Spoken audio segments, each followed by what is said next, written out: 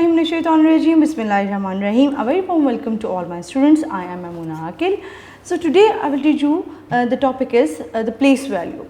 आप बेटे place value वाला टॉपिक जो है वो पहले भी पढ़ के आए हैं, क्लास 3 में भी पढ़ा है आपने, और अब आप थोड़ा सा एडवांस लेवल जो है वो प्लेस वैल्यू का क्लास 4 में भी पढ़ेंगे।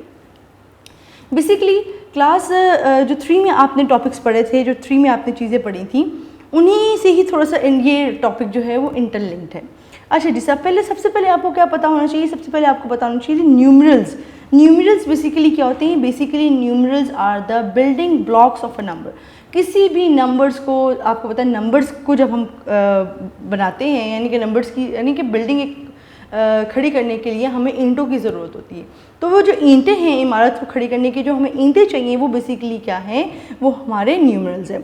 सो आपको पता है जी, numerals like 0, 1, 2, 3, 4, 5, 6, 7 and 8, 9. So these are all the numerals.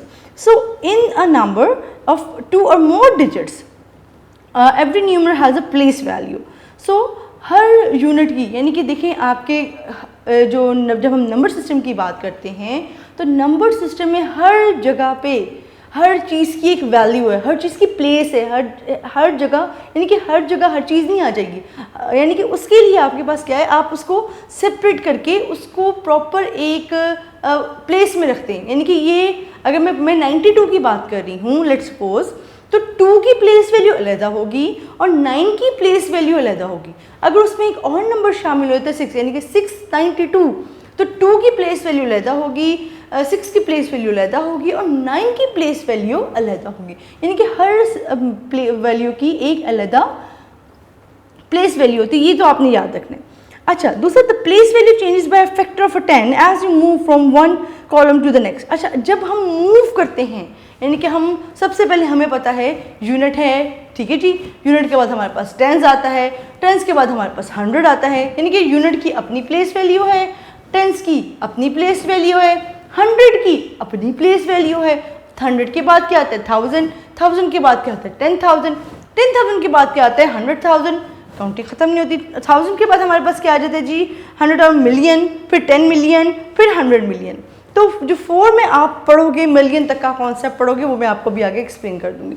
लेकिन उससे पहले आपको यानी कि पता होना चाहिए कि यानी कि नंबर प्लेस वैल्यू क्या होती है। अब देखो, यूनिट, टेंस और 100, इन तीनों को अगर हम ये यूनिट पीरियड खिलाते हैं, बात याद रखनी है आपने, हमेशा आपकी प्लेस वैल्यू, मैंने आपको राइट से स्टार्ट होके लेफ्ट की तरफ मूव करती है। हमेशा जब भी आप प्लेस वैल्यू की बात करेंगे तो प्लेस वैल्यू आपकी राइट से स्टार्ट होके लेफ्ट की तरफ मूव करेगी, यानी कि आपकी प्लेस वैल्यू इस तरह मूव करेगी, यानी कि आपने राइट से स्टार्ट हुए और आप लेफ्ट की तरफ मूव करते गए। और जब आप देखते हैं, सबसे पहले यूनिट आपका क्या होता है? सबसे पहले प्लेस वैल्यू आपकी क्या होती है? आपकी यूनिट होती है। यूनिट के बाद आपका आता है टेंस, टेंस के बाद आता है आपका 100, 100 के बाद आता है आपका 1000, 1000 के बाद आता है आपका 10,000, फिर 100,000, उसके बाद आपके पास क्या आएगा? उसके बाद आपके पास आएगा मिलियन, फिर आपके पास आएगा 10 मिलियन, फिर आपके पास आएगा 100 मिलियन। ठीक है, ये चीज़ें आपको पता होनी चाहिए और आपके टिप्स पे होनी चाहिए। अच्छा जी, अब इसमें एक हमने पीरियड्स बनाए हुए हैं, यानी कि यूनिट, टेंस और 100 को हम किस पीरियड में रखते हैं? यूनिट पीरियड में रखते हैं। 1000, 10,000, 100,000 को हम किस पीरियड में रखते हैं? 1000 पीरियड में रखते हैं। और मिलियन, 10 मिलियन, 100 मिलियन को हम मिलियन पीरियड में रखते हैं। ठीक है जी, ये आपको पता होना चाहिए। इंपॉर्टेंट बात आपको बताने लगी हूँ, हमेशा जब भी बच्चे कॉमर्स लगाते हैं तो कॉमर्स लगाते हुए मिस्टेक करते हैं, उनको पता नहीं होता। आपने सिर्फ ये बात याद रखनी है कि जब आप एक पीरियड ख़त्म होगा उसके बाद कॉमा लगता है।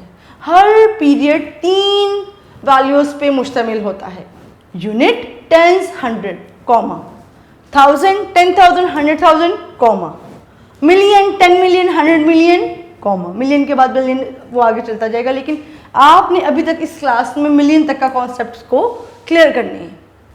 आई अगेन रिपीट, हमेशा बच्चों को कॉमा लगाने में मिस्टेक होती है और बच्चे कॉमा गलत लगा देते हैं। क्यों लगाते हैं? क्योंकि उनका ये यूनिट पीरियड, 1000 पीरियड और मिलियन पीरियड का कॉन्सेप्ट क्लियर नहीं होता। आपने हमेशा जब भी कॉमा लगाने हैं तो आपने राइट से स्टार्ट करना है बेटे, यानी कि यूनिट, टेंस, 100, एक पीरियड खत्म हो गया, कॉमा लगा देंगे। 1000, 10,000, 100,000 खत्म हो गया पीरियड, कॉमा लगा देंगे।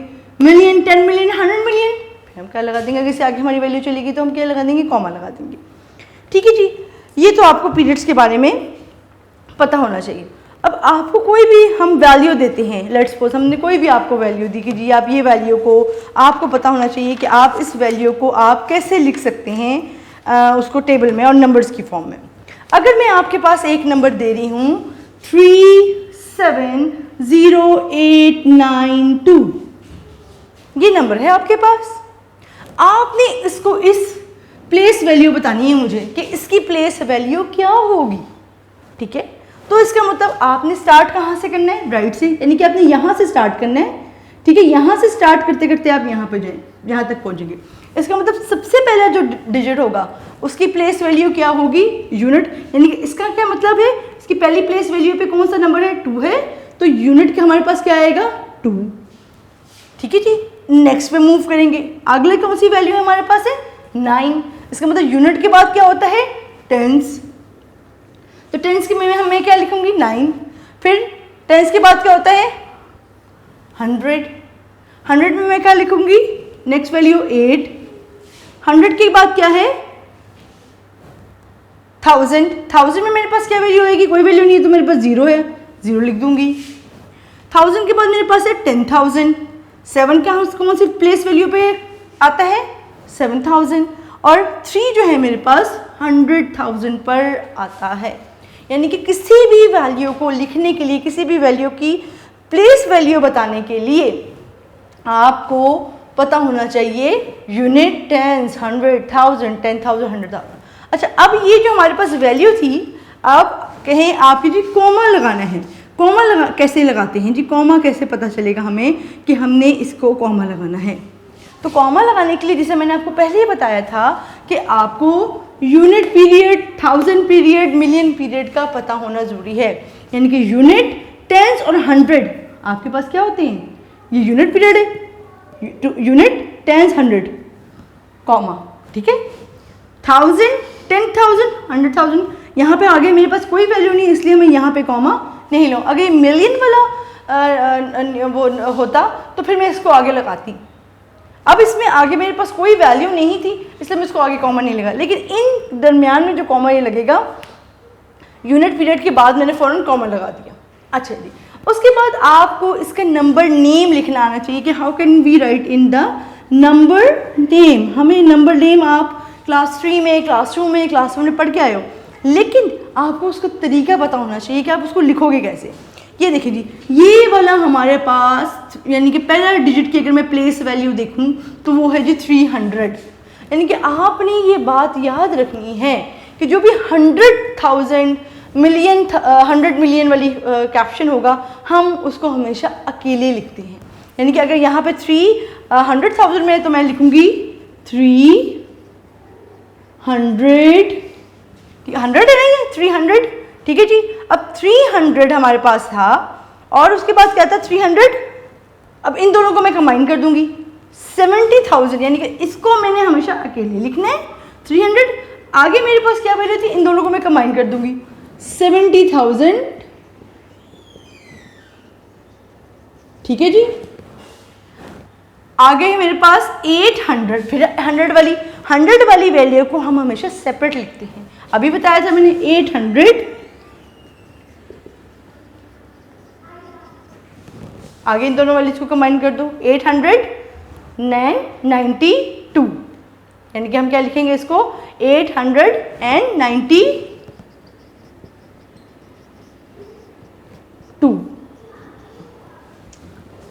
यानी कि प्लेस वैल्यू को, अगर आपको प्रॉपर प्लेस वैल्यू का पता हो तो आपको नंबर जो लिखने में, नंबर नेम लिखने में मसला नहीं होगा। अगर आपको नंबर नेम का ही नहीं, प्लेस वैल्यू का ही नहीं पता होगा तो आप नंबर नेम लिखने में गलती कर देंगे। इसलिए सबसे मेजर चीज़ ये है कि आप इस प्लेस वैल्यू वाले चार्ट को समझें। अब मैं नेक्स्ट आपको एक और एग्जांपल देती हूँ और वो मिलियंस की देती हूँ, ताकि आपको मिलियंस वाला भी कॉन्सेप्ट जो है वो क्लियर हो। ठीक है जी। अच्छा जी, अब हमारे पास मैं कोई भी डिजिट लिख लेती हूँ, 6 8 9 3 1 0 5 0 2, ये मैंने एक डिजिट लिख लिया। ठीक है जी। अब मुझे इन वैल्यूज़ की पहले तो सबसे पहले प्लेस वैल्यू पता होना ज़रूरी है कि इसकी प्लेस वैल्यू क्या है। ठीक है, सबसे पहले आपको पता है हमेशा हम राइट से स्टार्ट करते हैं। 2 कहाँ होगा? यूनिट होगा।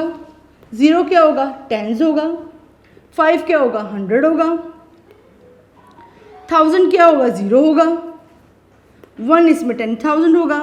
3 इसमें 100,000 होगा। 9 इसमें मिलियन होगा। 8 इसमें 10 मिलियन होगा और 6 इसमें 100 मिलियन होगा। यानी कि इसकी प्लेस वैल्यू ऐसे होगी।